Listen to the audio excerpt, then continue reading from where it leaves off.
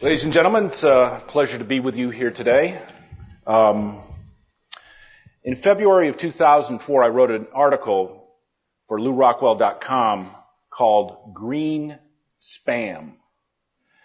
And in that article, I argued that you shouldn't listen to the testimony and the public announcements of Alan Greenspan, the then chairman of the Federal Reserve. I said delete it from your memory like you would delete spam email messages. Watch what he's done, watch what he's doing, but don't listen to what he's saying and his testimony before Congress, unless it's Ron Paul doing the talking. Now this talk is going to be a follow-up on that previous article. And what I'm going to do here is to describe central banking and the Federal Reserve as a confidence game. The Federal Reserve plays a confidence game with us. And a confidence game, also known as a hustle, a scam, a scheme, or a swindle, is defined as an attempt to defraud a person or group by gaining their confidence. The common factor is that the mark relies on the good faith of the con artist. And the con artist here is the Federal Reserve, and you are its mark. So here I'm going to concentrate on the Fed's basic confidence game of trying to gain our confidence about the economy, to gain our confidence about their ability to run the economy and to run monetary policy. Of course, there's a lot of other fraudulent things about the Federal Reserve. Surely inflation itself is a scam or a confidence game, printing up money, devaluing our dollars, and so on, helping out their politically connected friends. The Fed has also been described as a conspiracy. That's not the point here. It's also been described as a cartel for the banking industry, and we're not going to worry about that. We're even going to set aside other fraudulent issues that are out there that may be on your minds. Things like, why hasn't anybody audited the nation's gold supply in decades? Why hasn't the Fed itself been properly audited? Has the Fed been manipulating the gold market or secretly leasing out the gold into the market economy? All of these are potential con games or scams, but we're going to have a basic focus here on the Fed's mission to instill confidence in the economy and simultaneously instilling confidence in the Fed's ability to manage the economy. Well, I think that is, at one level, fairly straightforward. Federal Reserve officials are always publicly bullish and hardly ever publicly bearish about the economy. According to them, the economy always looks good, if not great. It's going to get better. And if there is some problems, don't worry, the Fed will fix it. They can come to the rescue with truckloads of money, lower interest rate, easy credit. And if things get worse, the Fed can resort with responding with monetary weapons of mass stimulation. And even though I'm describing this as a con game and they may take offense of it, it's really not. Mainstream economists view this exactly as I'm presenting it to you. They view the macroeconomy as a psychological problem.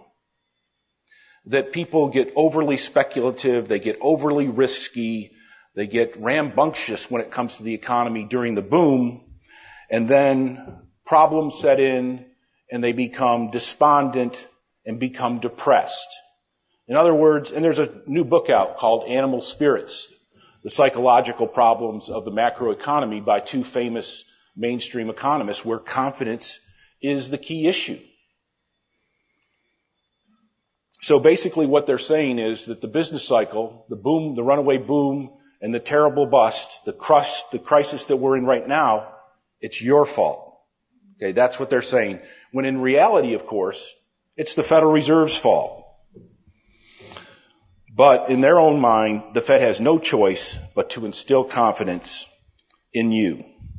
Now, what I'm going to take a look at here today is evidence from testimony from Federal Reserve officials in the year 2007. Really, any period would do, but early 2007 is a period just before the economic crisis started to set in the second half of 2007. So the Fed, with its unlimited budget, thousands of economists and statisticians, access to every piece of economic data that exists, including inside information about every, or at least all major financial firms, you would have thought that they might have thought that there were some problems existing in the economy and they might want to let us in on it so that we could be in a position to protect ourselves.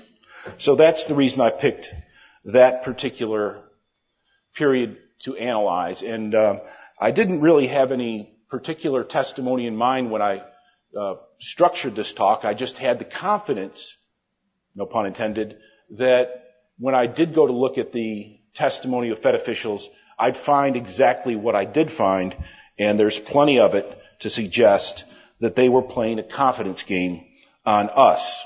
And of course, I'm only going to be looking at the major Federal Reserve officials. It is, after all, their game. We could also probably find similar statements by officials at the Treasury Department and the White House, as well as Wall Street and the real estate complex. Well, let's begin by looking at Ben Bernanke. The former economics professor from Princeton addressed the American Economic Association meeting in January of 2007. And this is a big deal for an academic to come back as the all-powerful chairman of the Federal Reserve. He's the first academic to take that post since Arthur Burns. And it was Burns who helped take us off the gold standard, so we can only imagine what Bernanke is going to lead us to. In addressing his academic audience, Bernanke was unusually bold. He said the Fed's access and ability to use information and data concerning financial markets was complete. This knowledge and expertise included the advanced knowledge of markets for derivatives and securitized assets. The Fed is described by Bernanke as a type of superhero for financial markets. In discussing the Fed's role as chief regulator of financial markets, he makes very powerful claims in the Fed's ability to identify risk, anticipate financial crisis, and to effectively respond to any financial crisis. Quote, "Many large banking organizations are sophisticated participants in financial markets, including the markets for derivatives and securitized assets. In monitoring and analyzing the activities of these banks, the Fed obtains valuable information about trends and current developments in these markets. Together with the knowledge obtained through its monetary policy and payments activities, information gained through its supervisory activities gives the Fed an exceptionally broad and deep understanding of the developments in financial markets and financial institutions." Wow. In its capacity as a bank supervisor, the Fed can obtain detailed information from these institutions about their operations and risk management practices and can take action as needed to address risks and deficiencies. The Fed is also either the direct or umbrella supervisor of several large commercial banks that are critical to the payment system through their clearing and settlement activities. In other words, the Fed knows everything there is to know about financial markets, and this is, again, right before the crisis. Quote, "In my view," that is Bernanke, however, "the greatest external benefit of the Fed's supervisory activities are those related to the institution's role in preventing and managing financial crises." That's a great way of saying he put his foot in his mouth.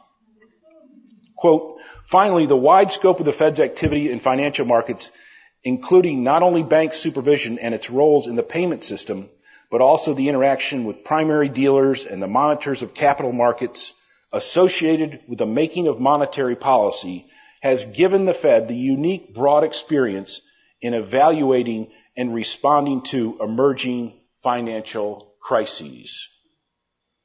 In other words, the Fed is a very experienced, forward-looking preventer of financial crises. This is an incredibly strong claim given Bernanke's own abysmal record of forecasting near-term events. Of course, he's famous on the internet for the YouTube video which chronicles his pathetic record of making forecasts and predictions. He denied, for example, in 2005 that there was such a thing as a housing bubble. He denied the housing prices could decrease substantially, or that it would affect the real economy, or that it would affect employment in 2006. He tried to calm fears about the subprime mortgage market and stated that he expected reasonable growth and strength in the economy in 2007, and that the problem of the subprime market, which had then become apparent, would not affect the overall mortgage market or the market in general, which is exactly kind of what happened. In mid-2007, he declared the global economy stronger and predicted a quick return to normal growth in the U.S. I think one of the worst public pronouncements by Bernanke was right before he became chairman. He was the vice chairman. And this quote occurred right at the pinnacle of the housing bubble, right at the time when the mortgage market was being overwhelmed with these new products, subprime mortgages, interest-only mortgages, no documentation loans, the heyday of mortgage-backed security and teaser rates, so on and so forth. All of this was happening. It was big news. It was the new developments. If you were paying attention at all to anything to do with the real estate market, you would have realized that things had changed dramatically. But in 2006, Bernanke stated that he believed that the mortgage market was more stable than in the past. And he noted in particular, quote, "Our examiners at the Fed tell us that lending standards are generally sound and are not comparable to the standards of the past." Well, that's the one part it's true.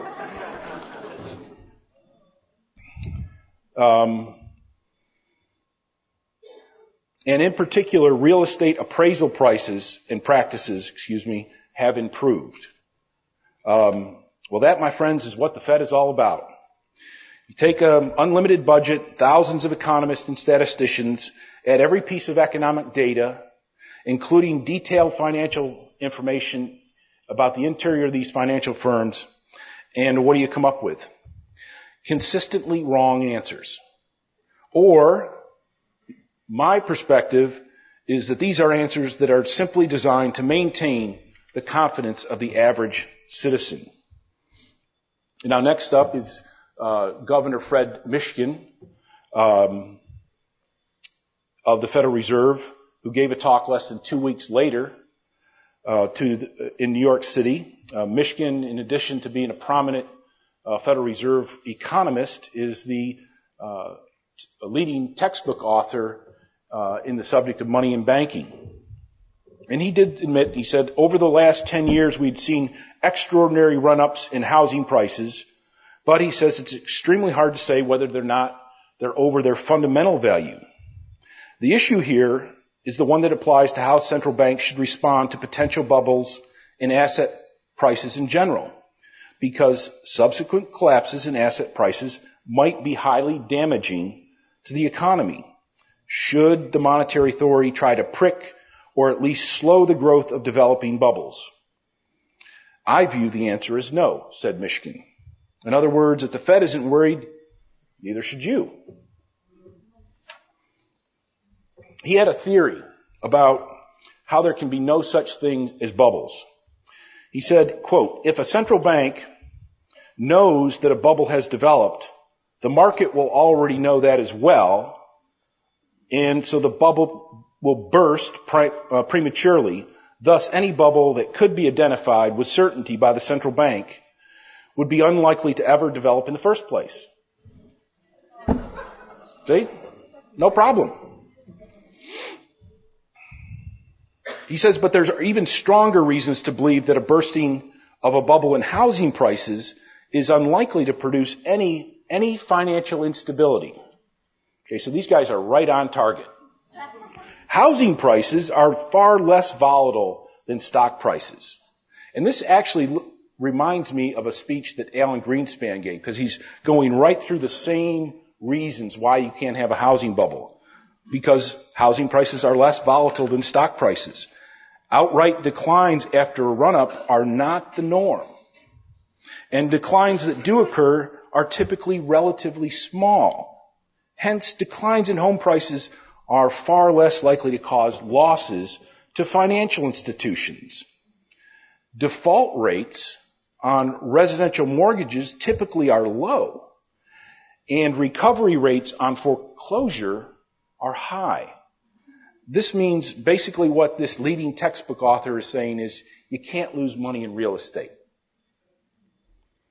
Of course, if he had been paying attention to what had been going on in the subject matter of his textbook over the previous 5 years, he would have realized that all of those assumptions about money, banking, mortgages, and real estate were no longer valid.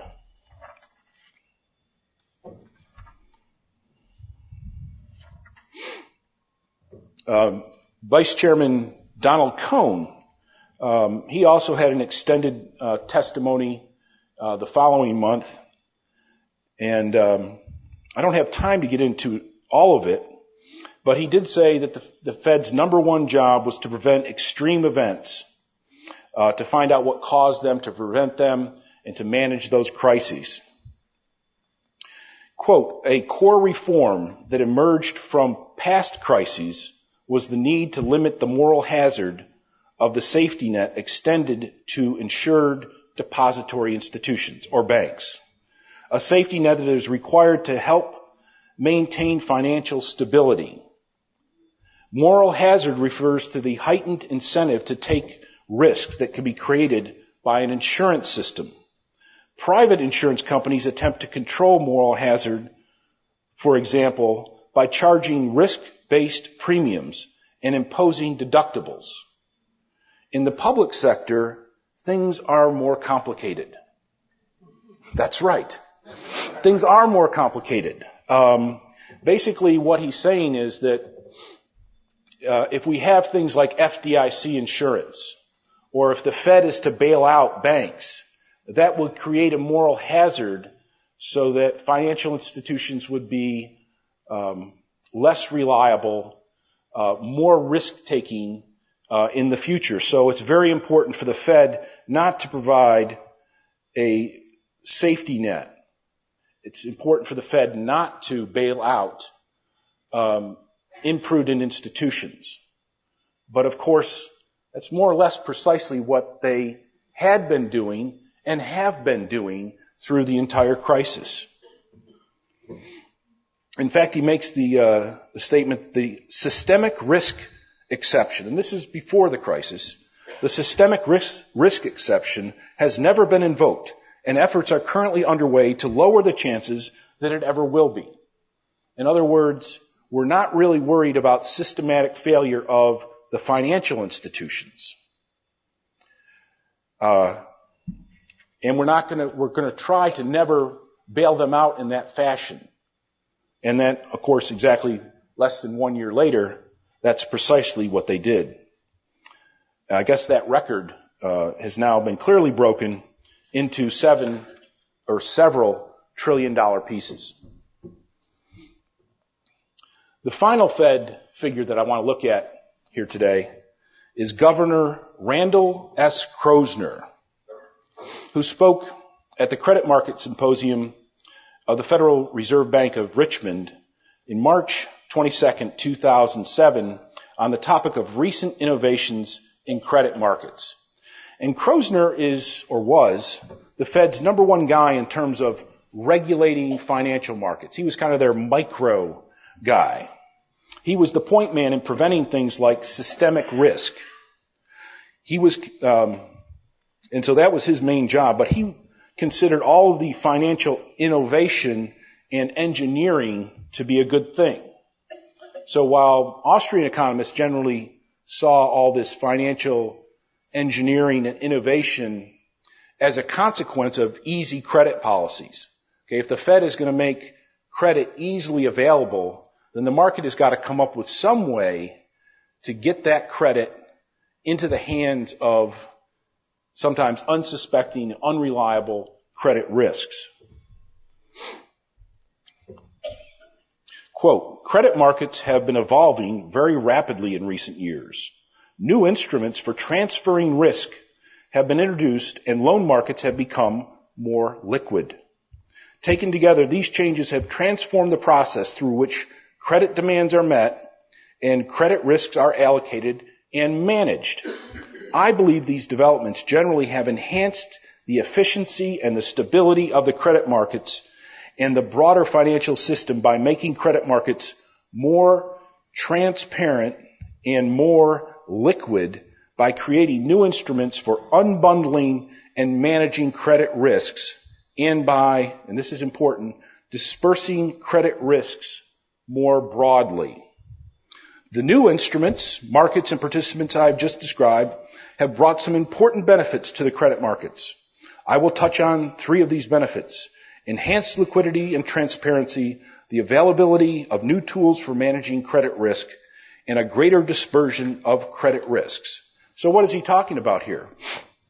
Well, he's talking about all these new products: credit default swaps, collateralized debt obligations, collateralized loan obligations, asset-backed securities, credit derivatives, credit derivative indexes, and so on. Krosner says that among the more complex credit derivatives, the credit index tranches stand out as an important development. So that's when they brought all the mortgages, created them into a big package, and then sliced the package into tranches so you could have highly risky, almost sure to go bust tranches, and then some tranches that were of subprime mortgages, for example, that could then be labeled as AAA rated. And all of these new instruments allow the dispersion of risk. Quote, on the face of it, a wider dispersion of credit risk would seem to enhance the stability of the financial system by reducing the likelihood that credit defaults will weaken any one financial institution or any class of financial institutions. He says, quote, there is nothing fundamentally new to investors. Credit derivatives indexes simply replicate the sort of credit exposures that have always existed.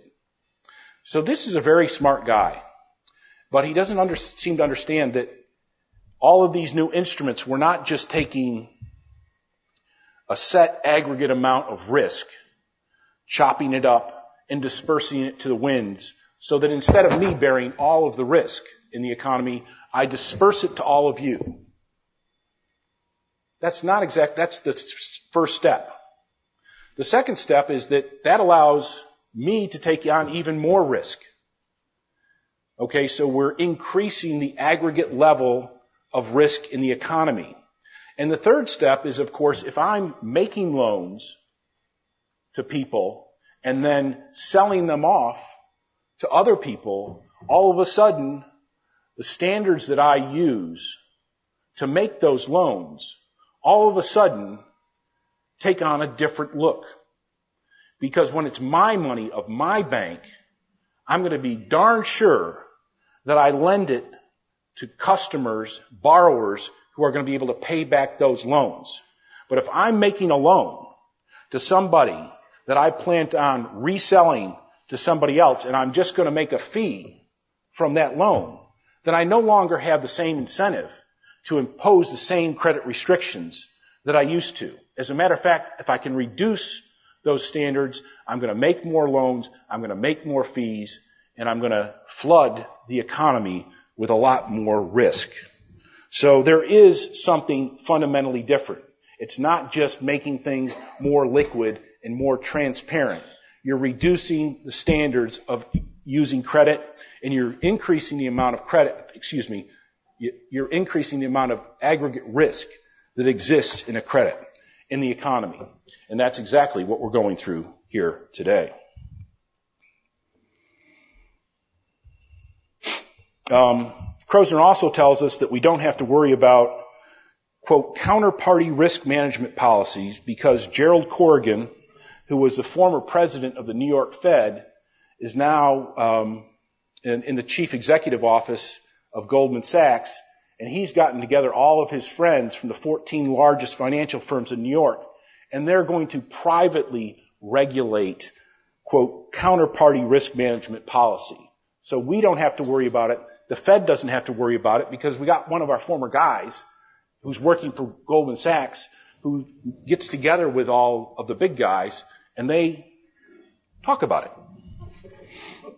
Cooperative initiatives such as this one led by Corrigan can contribute greatly to ensuring that challenges are met successfully by identifying effective risk management practices and by stimulating collective action when necessary. The recent success of such initiatives strengthens my confidence that future innovations in the market will serve to enhance market efficiency and stability, notwithstanding the challenges that inevitably accompany change. Okay, checking ahead in 2007, we find Krosner still bullish at the end of the year. Now, things have started to deteriorate in the U.S. economy by November 17th, 2007. Subprime problem. Mortgage originators melting down. Things are going wrong. They're going wrong fast. Things are going downhill. Quoting Krosner, November 17th, 2007. Looking further ahead, the current stance of monetary policy should help the economy get through this rough patch during the next year, with growth then likely to return to its longer-run sustainable rate.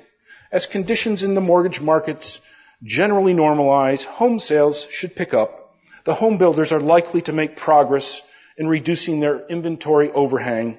And with this drag from the housing sector waning, the growth of employment and income should pick up and support somewhat larger increases in consumer spending. And as long as demand for domestic consumers and our export partners expand, increases in business investment would be expected to broadly keep pace with the rise in consumption. I can't imagine anybody getting it wronger than Governor Krosner. Over the next year, the Dow would lose 6,000 points. And we have now doubled the amount of unemployment, adding more than 7 million people to the unemployment rolls. Consumer confidence hit a 27-year low this week. And sales of new homes, which he had expected to pick up in early 2008, hit the lowest level ever. In data going back a half a century, we just hit the lowest level of new home sales ever. Now, Krosner, who is Institute for Humane Studies groomed economist, has since returned to the University of Chicago to a chaired professorship and is the director of the George Stigler Center. In conclusion, we can see that the Fed really is playing a confidence game. Their public pronouncements are heavily nuanced and hedged, but they uniformly present the American people with a rosy scenario of the economy, the future, and most importantly, the Fed's ability to manage the economy. Ben Bernanke told Congress this week that we are in the early stages of an economic recovery.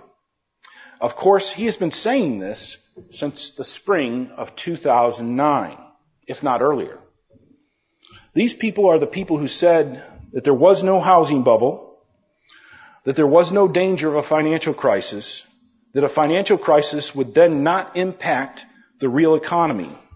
And these are the same people who then said that they needed a multi-trillion-dollar bailout of the financial industry or that we risked severe trouble in the economy. They got their bailout. We got the trouble anyways. It's time to bring this game to an end.